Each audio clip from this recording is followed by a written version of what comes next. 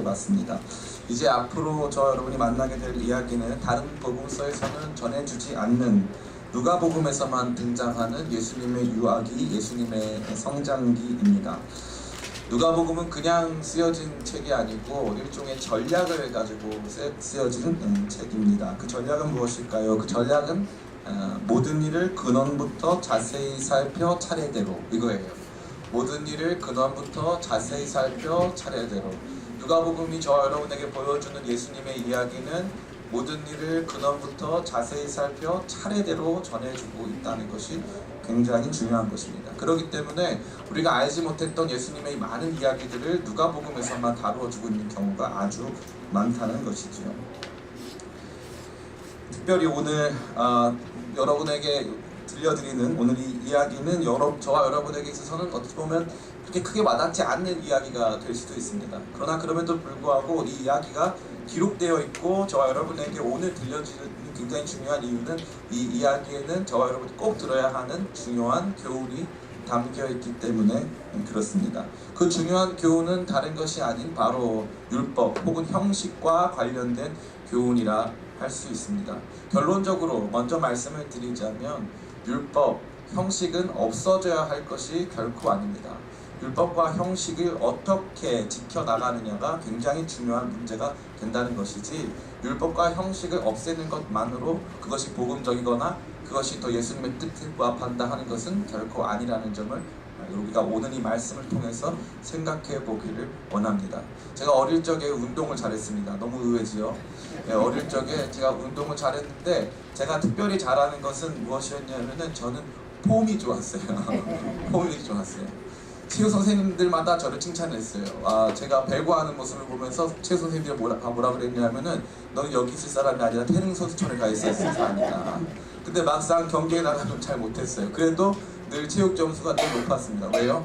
폼이 좋아서. 폼이 좋아서. 따라해볼까요? 신앙에도 폼이 있다.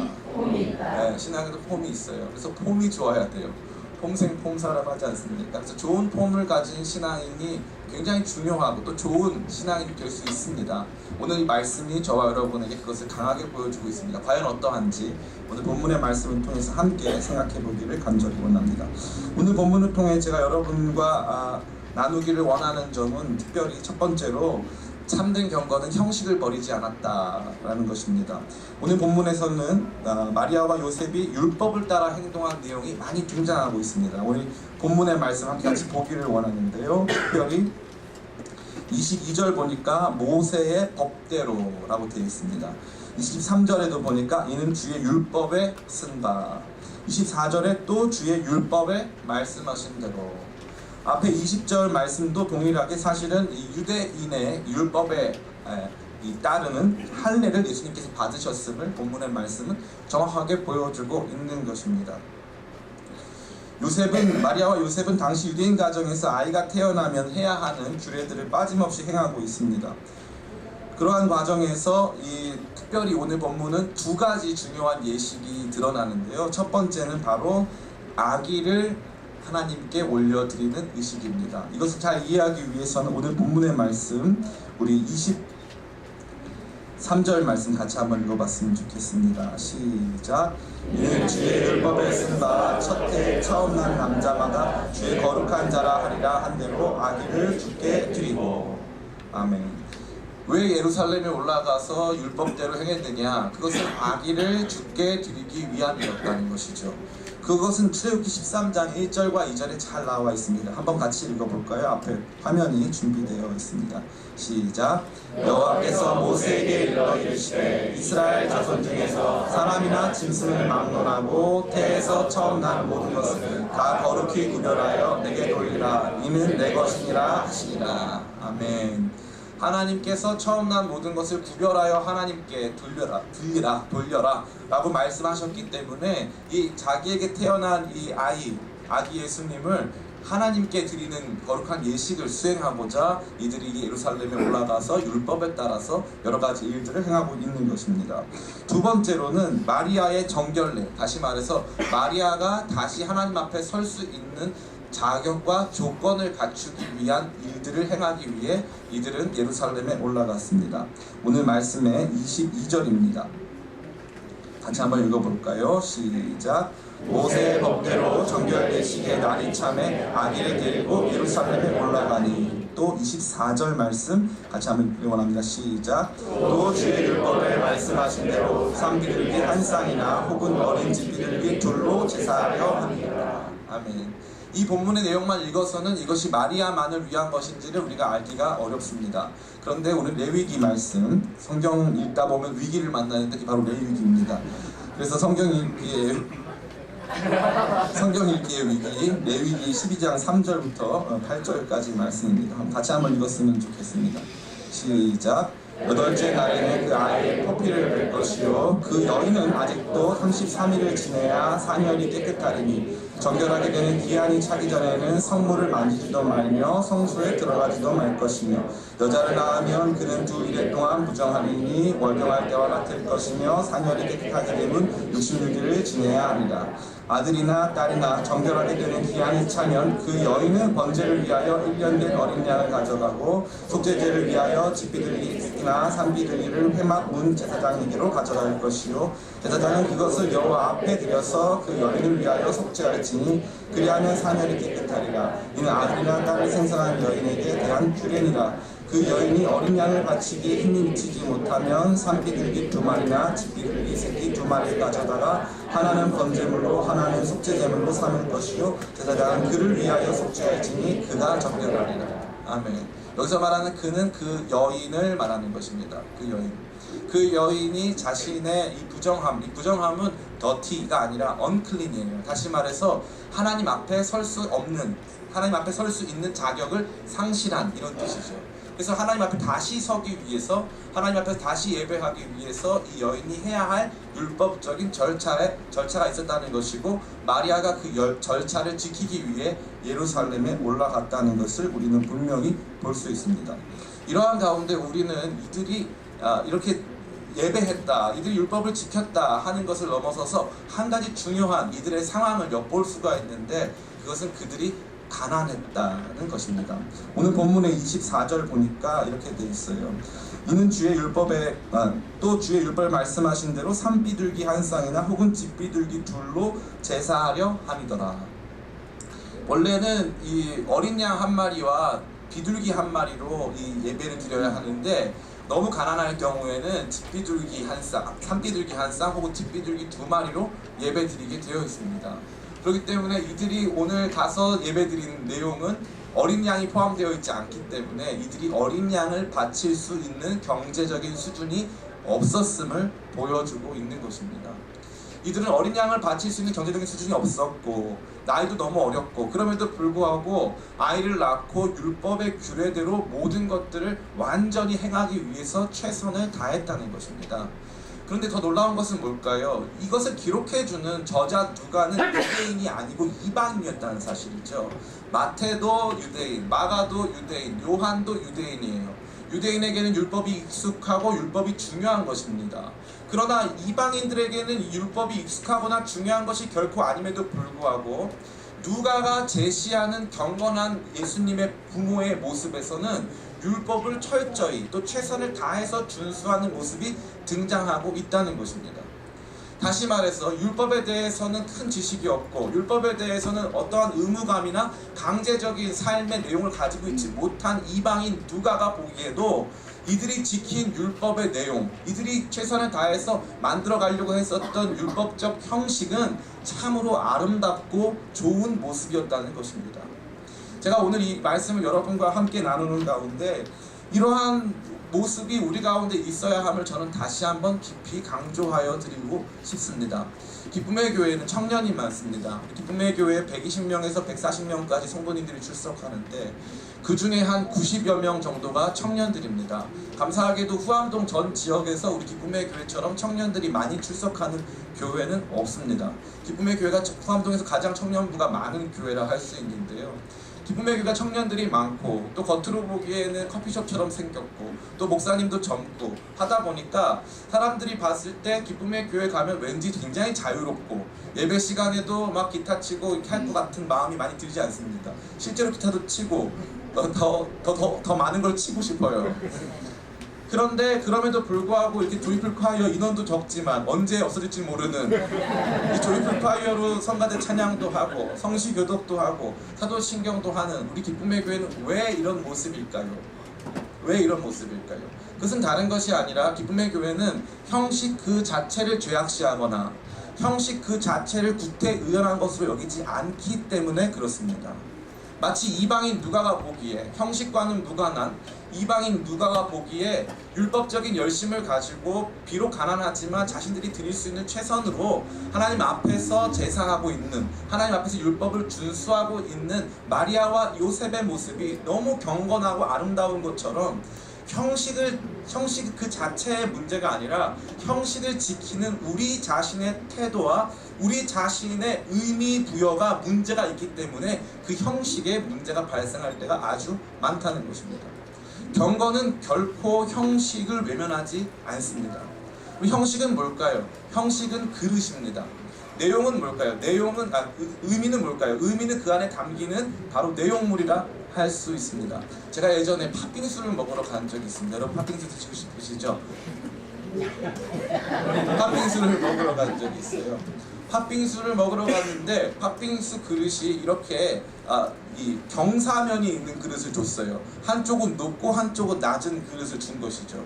팥빙수는 처음에는 거의 얼음과 가깝기 때문에 흘러내리지 않습니다. 근데 팥빙수 그릇이 이렇게 경사가 져 있다 보니까 시간이 가면 갈수록 우리가 팥빙수를 천천히 먹으면 천천히 먹을수록 팥빙수가 밑으로 흘러내리는 거죠. 마치 무슨 비가 가깝게 나가듯이 그릇에서 팥빙수가 쭉 밑으로 흘러가는 모습을 보면서 제가 첫 번째 한 말이 그릇이 잘못됐다고 생각했어요. 그릇이 잘못됐네. 근데 가만히 생각해 보니까 더 문제가 뭐냐면 이 그릇에다 팥빙수를 담은 사람이 문제더라고요. 왜 이 형식에다 이 팥빙수를 담았을까? 형식과 내용은 바로 그러한 측면을 갖고 있습니다. 좋은 형식은 그 내용물을 잘 보존할 수 있는 그 내용물과 적합한 형식이 되어야 한다는 것이고, 내용물 자체만 의미가 있는 것이 아니라 형식이 없으면 내용물 자체도 보존할 수가 없다는 것이죠. 그래서 누가는 저와 여러분에게 그 메시지를 던지고 있는 것입니다. 경건한 삶을 보기 원하십니까? 바로 여기 마리아와 요셉을 보십시오. 그들은 자기들이 얻게 된 하나님의 아들 예수 그리스도를 위하여서 최선을 다한 경건의 모습, 최선을 다한 율법 준수의 모습을 보여주고 있습니다. 우리가 아마 누가에게 얘기할 수 있을 것 같아요.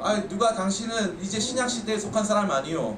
당신은 이제 예수님의 피로 거룩함을 받고 당신은 이제 율법의 모든 유무로부터 자유케 되어서 복음 안에서 자유를 누리는 사람 아니요. 그런데 당신이 지금 이 율법의 내용을 옹호하거나 이 율법 지키는 사람을 경건하다고 말한다면 오늘 우리의 삶도 그렇게 속박되는 것 아니요 라고 말해본다면 아마 누가는 이렇게 말할 것 같아요. 예수님이 오신 이유는 율법을 폐하기 위해서가 아니라 율법을 완성하기 위해서 왔다는 것이죠.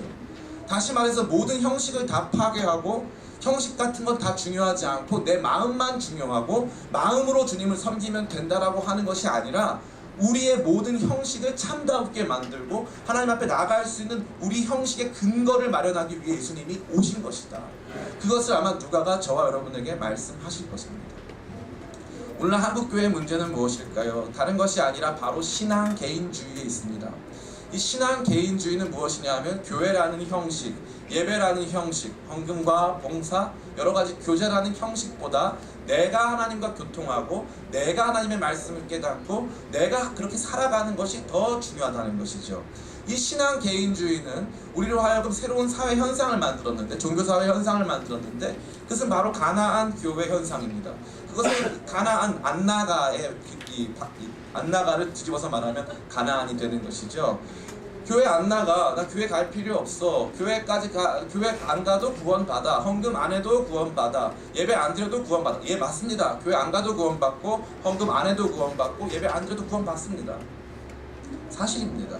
그러나 언젠가부터 우리 안에서 교회가 우리에게 상처를 주고 예배가 우리에게 상처를 주고 여러가지 봉사와 교제가 우리에게 상처를 준다는 것만으로 우리가 가지고 있었던 신앙의 좋은 형식들을 다 내어버리는 경우가 너무나 많다는 것이죠.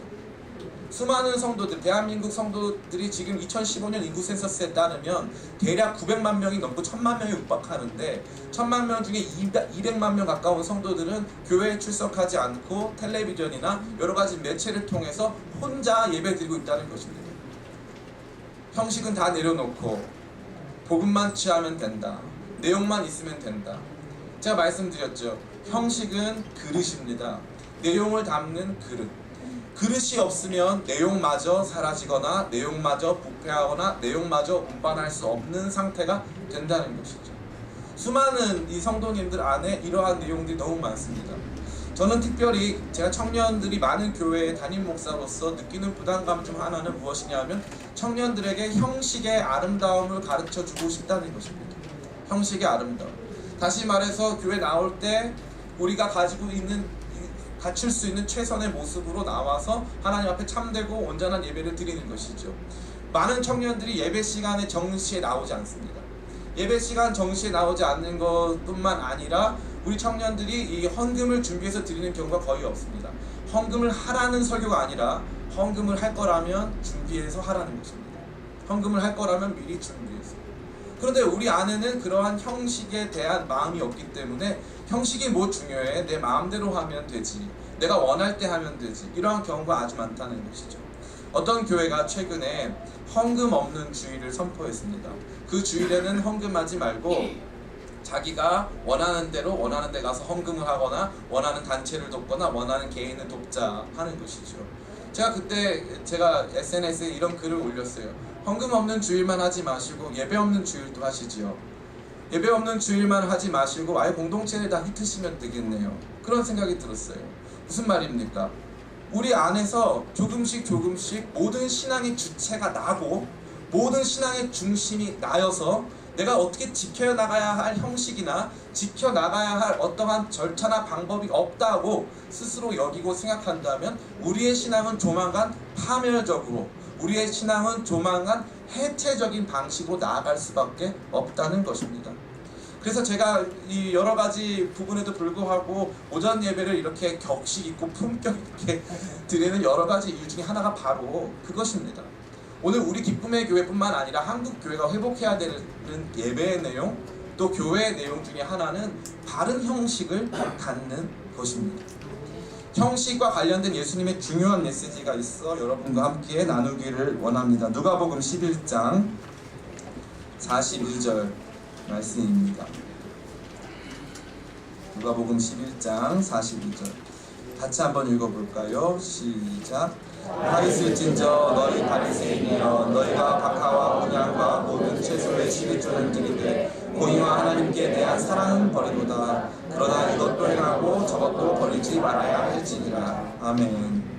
예수님께서 바리새인들을 책망하면서 바리새인들의 11조 전통을 책망하십니다.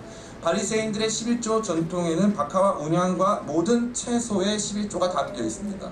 그런데 박하와 운향과 모든 채소의 11조는 성경에서 한 번도 제시된 적이 없는 규정입니다.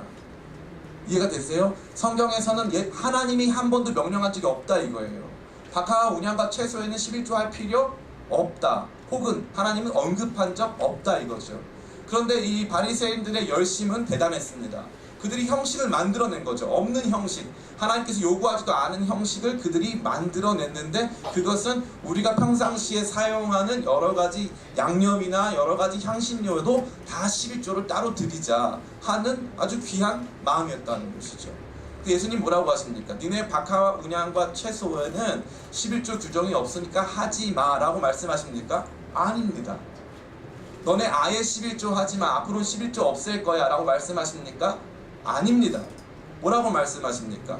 이것도 행하고 또 한 가지 행해야 될 것이 있다는 것이죠. 그것은 무엇입니까? 공의와 하나님께 대한 사랑은 버리도다. 그러나 이것도 행하고 저것도 버리지 말아야 할지니라. 다시 말해서 11조의 정신이 되는 공의, 11조 정신의 핵심은 뭐냐 하면은 하나님을 그들의 기업으로 삼고 살아가는 레위인과 제사장들도 우리와 함께 먹고 살아야 한다라고 하는 하나님의 평균케 하는 공의를 담고 있습니다. 그것과 더불어서 11조를 드린다는 것은 하나님께 대한 사랑의 표현인 것이죠. 이 두 가지를 의 마음이 없이 율법적으로 혹은 복받으려고 11조를 드리고 있다면 잘못된 것이다. 그러나 11조 자체를 버리지 말고 11조도 당연히 행하고 뿐만 아니라 그것에 따르는 공의와 하나님에 대한 사랑도 결코 버려서는 안 된다고 저와 여러분에게 말씀해주고 있는 것입니다. 사랑하는 성도 여러분, 여러분은 어느 쪽이 좀 더 강한 성도님들이십니까? 저는 개인적으로 봤을 때 제가 이렇게 겉으로 보면 멀쩡하고 이렇게 격식 있게 품격 있게 보이지 않습니까? 그런데 저는 개인적으로 봤을 때는 저는 좀 자유로운 신앙인에 가깝습니다. 자유로운 신앙인에 가까워요. 그런데 그럼에도 불구하고 제가 이 29살 때까지 예수님을 인격적으로 만나지 못하다가 예수님을 인격적으로 만난 다음부터 제가 고치는 삶이 있는데, 그것은 무엇이냐 하면 저 자신을 바른 형식 속에 두고 그 형식의 내용과 의미 또 형식 그 자체를 함께 지키는 사람으로 만들어가고 있다는 것입니다. 저는 이것이 굉장히 중요하다고 믿습니다. 신학교 다닐 때 기도와 관련된 수업이 있어요. 신학교 참 좋죠. 기도 수업도 있어요. 기도 수업. 기도를 어떻게 하면 잘하는 건가, 이런 수업이 있어요. 그때 선생님이 저희한테 질문했어요. 여러분들은 시간을 정해서 기도합니까? 느낌이 오면 기도합니까? 많은 청년들이 우리는 주로 느낌이 오면 기도합니다, 이렇게 얘기를 했어요. 근데 이분이 이렇게 말씀하셨어요. 시간을 정해놓고 기도하는 게 더 좋다는 거예요. 그래서 우리가 이것에 대해서 참 어려웠어요. 시간을 정해놓고 기도하다가 바쁜 일이 생겨서 그때 못하면 내가 마치 그 율법을 어긴 사람처럼 되니까 오히려 내가 편안한 시간에 아무 때나 기도하면 좋지 않을까요? 라고 우리가 다 물어봤습니다. 교수님이 이렇게 말씀하셨어요.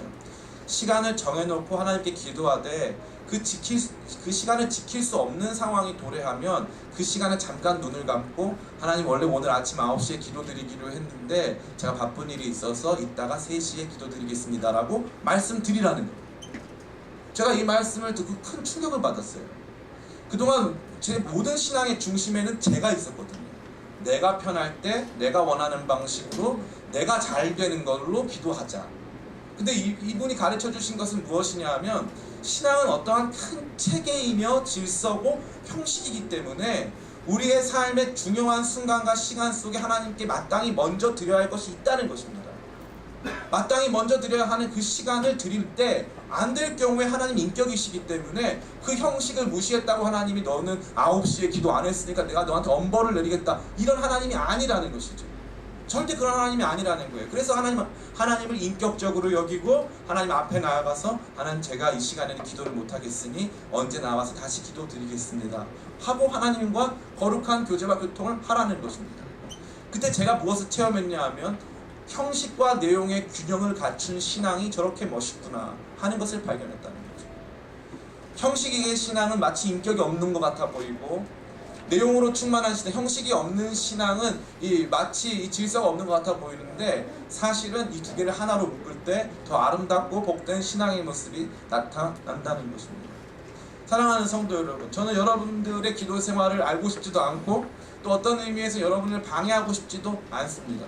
여러분의 경건 생활, 여러분이 살아가는 삶 속에서 신앙이 어떠한 위치를 차지하는지 제가 무슨 감독관처럼 여러분을 찾아가서 그것에 대해서 질문 드릴 마음은 결코 없습니다. 그러나 오늘 이 말씀이 저와 여러분에게 보여주고 있는 매우 중요한 교훈은 무엇이냐 하면, 형식적으로라도 우리의 삶을 온전히 드리는 이들이 필요하다는 것입니다. 형식 그 자체가 나쁜 것으로 치부하고, 형식은 좋지 않은 것, 형식은 나쁜 것, 의미가 중요한 것, 그렇지 않고 형식 없는 의미 없고 의미 없는 형식은 나쁜 것이다 라는 것을 여러분께서 깊이 인식하게 되시기를 간절히 원합니다. 특별히 사도 바울은 이것과 관련된 중요한 내용을 저와 여러분에게 전해주고 있습니다. 디모데후서 3장 5절입니다. 3장 5절 같이 읽어볼까요? 시작. 경건의 모양은 있으나 경건의 능력은 부인하니 이 같은 자들에게서 내가 돌아서라. 아멘. 경건의 모양은 있으나 경건의 능력은 부인하니, 이것은 반대적인 상황을 말하는 것이겠죠. 경건의 모양, 다시 말해서 형식을 잘 갖춘 신앙인들이 있다고 치십시다. 그들이 형식을 잘 갖추어서 아름다운 모습으로 찬양하고 예배하고 하는데 그들에게 있어서는 경건의 모양이 없을 때가 많다는 거죠. 경건의 모양을 부인하는 사람들이 너무나 많다는 것입니다. 다시 말해서 경건은 모양과 능력이 하나가 되어야 한다는 것입니다. 제가 20살 때, 21살 때 저희 형이 지휘하는 이 어떤 교회 성가대가 세종문화회관에서 열리는 전국 성가 합창제에 나간 적이 있어요. 제가 그때 이 신디사이저를 연주하려고 세종문화회관에 제가 갔는데 제가 그때 굉장히 큰 충격을 받았어요. 그 교회가 그 행사 마치고 너무 수고했다고 다 같이 치킨집에 갔어요. 다 같이 치킨집에 갔는데 이 세 부류의 사람들이 있었어요. 사두개인, 바리새인 뭐 이런 거 아니고 세 부류인데 이 주초파, 그러니까 술을 마시면서 담배를 피는 파, 그 다음에 주파, 이들은 주사파죠. 이들은 이 술만 주장창 파들어가는 주사파가 있었고, 하나는 경건파가 있었어요. 너무나도 큰 충격을 받았어요. 20살 때인데, 21살 때 그때 가가지고 이 성가 합창제 끝났다고 뒷부리로 다 같이 치킨, 저는 정말 순수하게 치킨 먹으러 가는 줄 알았어요. 저는 그 순수하게 치킨 먹으러 갔는데 사람들은 거기 모여서 무엇을 하고 있었습니까? 거기 모여서 그들은 세상 사람들과 다름없는, 그들이 방금 들었던 찬양이 마치 철저한 인간적 활동이었던 것처럼 보여질 만큼 그래서 그들은 거기서 교회 얘기도 나누고 다 하지만 제가 봤을 때, 제가 사실은 넌 크리스찬이어도 제가 봤을 때는 저것 좀 이상하다 할 만큼 그들은 형식을 파괴하고 있었습니다. 신앙의 이 폼이 중요합니다. 제가 예전에 중고등부 사역할 때 이 수련회를 하면 아무리 더운 날도 양복을 입었어요. 양복을. 그래서 사람들이, 옆에 있는 우리 교역자분들이 다 저를 싫어했어요. 왜 양복 입냐고. 수련회 가면 반바지 입고 설교도 좀 하고 해야지 왜 양복 입고 하냐고. 제가 늘 저는 폼을 중시하기 때문에 양복을 입고 설교를 했어요. 근데 이제 몇몇 분들이 저희 수련회를 다녀가서 그런 소문을 냈나 봐요. 이요한 전도사님은 수련회 가도 양복 입고 설교하더라. 이게 담임 목사님 귀에 들어갔어요. 그래서 규정이 떨어졌어요. 규정이. 무슨 규정이냐면 모든 교역자는 수련회 때 양복 입고 설교해라. 제가 그것을 원했을까요? 원하지 않았을까요? 저 원하지 않았어요. 저는 그 형식을 지키면서 최선을 다한 것 뿐이에요. 근데 지금 뭐가 문제입니까? 사람들은 그 경건의 모양의 능력이 있나 보다 이거죠. 그 경건의 모양만 추구한 거죠. 그러니까 다 옆에 있는 전도사님들이 다 저한테 뭘 집어던지면서 전 때문이라고, 전도사님 때문에 우리 망했다 이거예요. 지금 더워 죽겠는데 왜 넥타이 메고 나는 유치부라고 막 이러는 막 화를 내면서 막 이러는 거예요. 여자 전도사님이신데 나 유치부인데 나 어떻게 해야 되냐고, 얘들아 율동도 막 해야 되는데 무슨 뭐 다 양복 입고 하냐. 그건 정말 잘못된 거죠. 그러나 확실한 건 뭐예요? 제가 여러분이 봤을 때 두 가지를 잘 구분해야 돼요. 첫 번째는 저 사람은 왜 양복을 입었는가죠. 아무도 안 입는데 자기 혼자 양복을 입는 거예요. 양복을 입을 때 제가 얼마나 비장한지 몰라요. 축구선수가 이 그라운드에 나가는 마음처럼 이 넥타이 하나를 멜 때도 굉장히 비장한 마음으로 넥타이를 매면서 전장에 나가는 장수와 같이 나가는 거예요. 그게 제가 갖출 수 있는 저의 형식이에요. 저의 다른 부족한 모습 보지 말고 하나님 말씀에만 집중할 수 있도록 제가 제시할 수 있는 저의 최선, 저의 경건의 모습인 것이죠. 근데 그것은 각자 달라요. 각자 어떠한 경건의 형식을 취할런지 그것은 달라요. 그러나 확실한 것은 무엇이냐 하면 그 형식이 없으면 그 온전한 의미도 존재할 수 없는 것이라는 것이죠. 저는 오늘 사랑하는 청년들에게 사실 이 설교를 많이 해주고 싶었어요. 청년들 예배 시간을 귀히 여기지 않는 청년들이 너무 많아요. 예배 시간에 이 카톡을 보내는 경우도 있어요. 예배 시간에 하나님의 계시와 음성이 임하기보다 카톡이 임할 때가 많아요. 예배 시간에 전화 받는 분도 계세요. 예배 시간에 오는 전화 받아야 됩니까? 안 받아야 됩니까? 안 받아야 되는 거예요. 안 받아야 되는 게 정상이에요. 제가 예전에 영국인 교수님하고 굉장히 친했는데 영국인 교수님 놀라시는 게 있어요. 한국 사람들은 예배 시간에 일단 전화가 온다는 거에 놀라고, 두 번째는 그 전화를 받는다는 거예요.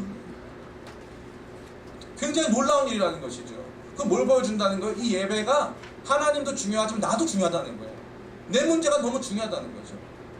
목사님 너무 고리타분하게 그런 것까지 하나하나 다 잡습니까? 무슨 목사님 학생부 선생님이십니까? 저 그런 사람은 결코 아닙니다. 그러나 오늘 이 말씀이 저와 여러분을 향해서 제시하고 있는 것은 마리아와 요셉이 자기에게 주어진 이 크고 영광스러운 일들을 어떻게 해나가고 있느냐 하는 것입니다. 예수 그리스도께서 탄생하셨을 때 마리아의 나이를 대략 14세, 요셉의 나이를 대략 17세, 18세로 보고 있습니다. 17세, 18세 이 어린 부부가 태어난 이 아이를 위해서 자신들이 할 수 있는 최선을 다한 경건의 형식과 모양을 갖추어서 하나님 앞에서 이 율법들을 준수하는 것, 이것을 누가는 굉장히 아름답게 저와 여러분에게 보여주고 있다는 것이죠. 오늘날 저와 여러분의 신앙 속에 경건의 형식은 버리고 그저 내가 원하는 대로, 내가 즐거운 대로 신앙생활을 향유하고 있는 것은 아닌지 여러분 돌아보게 되시기를 간절히 축원합니다. 대신에 다시 붙잡아야 될 것이 하나 있어요. 우리 안에는 또 반대로요, 형식에 대한 이상한 집착이 있는 경우도 많아요. 이 형식을 반드시 지키면 된다, 이 형식을 지키면 반드시 그거에 따른 보상이 주어질 것이다. 오늘 본문의 말씀은 그렇게 하지 않고 이들이 왜 이 율법을 지켰는가가 등장하고 있습니다. 23절입니다. 같이 한번 읽어볼까요? 시작. 이는 주의 율법에 쓴 바 첫 해 처음 난 남자마다 주의 거룩한 자라 하리라 한 대로 아기를 주께 드리고. 아멘. 왜 이들이 법대로 했습니까? 율법에 쓴 바, 하나님 말씀의 정신에 따라서 그렇게 했다는 거예요. 하나님 말씀의 정신에 따라서 마리아와 요셉이 두려움 속에 한 것 아니고, 마리아와 요셉이 복 받으려고 한 것 아니고, 마리아와 요셉이 사람들의 눈을 의식해서 한 것 아니고, 정말 이 하나님께서 요구하시는 그 뜻에 부합하여 자신들에게 주어주신 이 아이를 하나님 앞에 올려드리려는 순수한 의도를 가지고 올려드렸다는 것입니다. 그렇기 때문에 저와 여러분들이 또 한 가지 반성해야 될 것은 내가 지키고 있는 형식에 이 참다운 의미가 충만한가도 깊이 생각해 봐야 한다는 것이죠. 주일날 나와서 예배를 드립니다. 좋은 양복을 입고 와서 헌금을 많이 준비해 놓고 또 미리미리 다 기도로 준비했고 일찍 나와서 예배 드렸어요.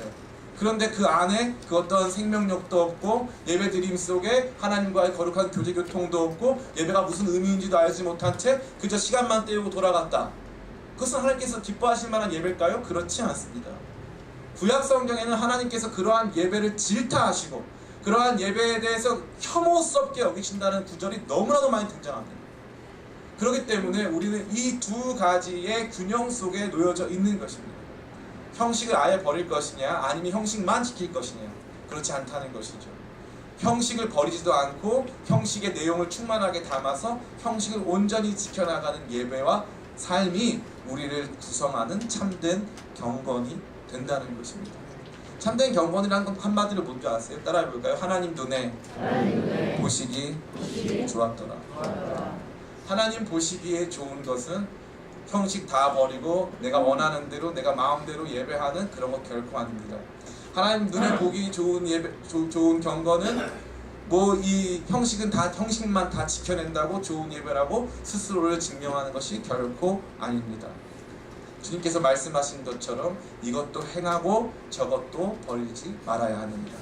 오늘 이 마리아와 요셉이 보여주는 경건한 삶의 모습을 가지고 이 경건한 삶의 모범을 우리의 삶의 모델로 가지고 우리의 삶을 경건하게 하나님께 올려드리는 저와 여러분 다 되시기를 예수님의 이름으로 축원합니다.